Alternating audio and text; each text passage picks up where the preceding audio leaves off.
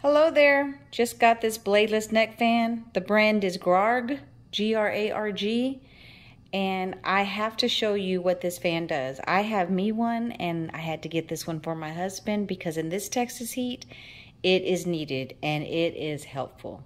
I'm gonna unpackage it and then show you how it works. Okay, so this is the fan itself. And as you can see, I already put the charger in it. And I don't know if you could see that red light, but there is a red light to show you that it is charging. And fortunately, it is already working, so I can show you the different speeds of the fan. There's a button right here that allows you to check the different ones. It's going to show you level 1. Can you hear that?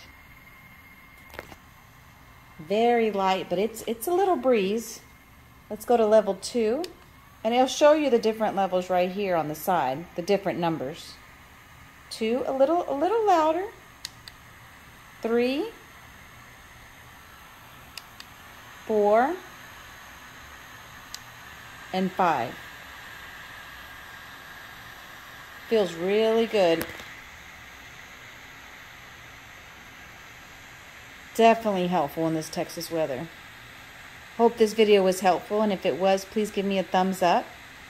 Y'all have a good day.